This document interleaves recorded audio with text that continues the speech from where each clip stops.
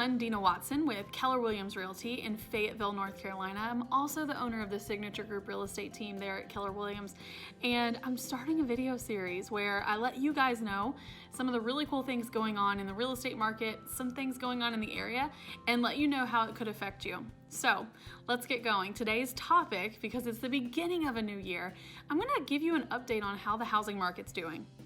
So some people say it's a buyer's market, some people would say it's a seller's market, and what I'm gonna say based on the facts and my professional opinion is it's kind of balanced.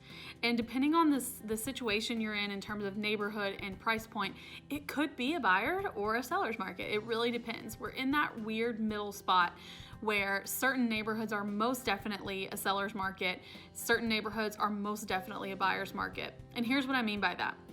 In a seller's market, there's usually more buyers for homes than there are homes for sale, which means that those are the homes that you're getting multiple offers on. Those are the homes that are selling over asking price, and those are the homes where the seller is in a better position to negotiate than others. Now, then you have a buyer's market, and basically what that means is that the area of which, if we're talking about area, it could be that maybe the area is less desirable, but if we're just talking about facts, that just means that there's more months of inventory on the market than there are buyers to buy them.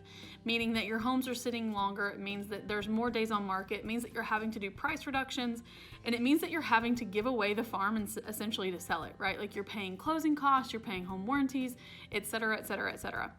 So depending on the area, majority of what we're seeing right now is that homes are selling in less than 2 months.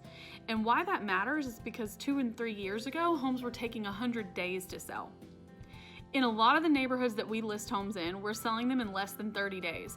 And to be quite frank with you, our average days on market for 2019 was 28 days, meaning that if you list your home with us and you follow the marketing plan that we have set out, less than 30 days from now, for the most part, your home will be sold. Really a cool fact, because the average days on market for the MLS, meaning most other agents, is a minimum of 58. So we're getting homes sold about a month faster than everybody else right now because of our marketing strategy.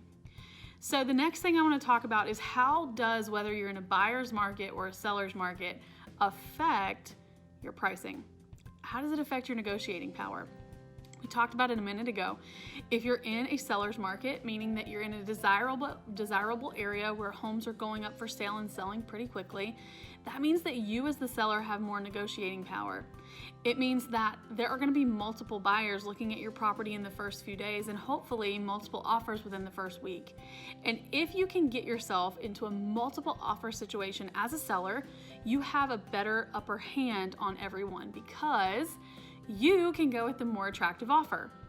Now, in a seller's market, you can also do certain things like not pay for all of closing costs. You can also not pay for home warranties. You can not take a price reduction. If you're in a seller's market, or if you're able to be put into a seller's market by your agent where there's more demand for your home than there is home, it's a really good thing. Now, let's talk about a buyer's market. If you're in a buyer's market, your home basically, or if you are a buyer in a buyer's market, basically what's gonna happen is that you will, as a buyer, have an upper hand on the seller. That means that those homes are sitting around longer. Sellers are having to do certain things like adjustments to their price to get people in the door. It also means that as a seller, you're probably gonna take a price reduction. A buyer is gonna negotiate that with you. You're probably also paying their closing costs. And most unfortunately for the seller, you're gonna have to spend more to get your home sold. So the most important thing right now, if you are thinking about selling your home, is to chat with somebody about whether or not your home is in a market for a buyer, markets for this, or in a seller's market.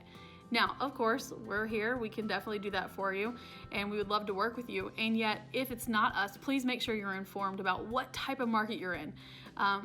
When I say things have shifted, this is not the way it's been. So when we moved here in 2014, it was not like this at all. It was totally a buyer's market. Sellers were giving the homes away. You were having to pay for closing costs to get it closed, and that's not the case anymore.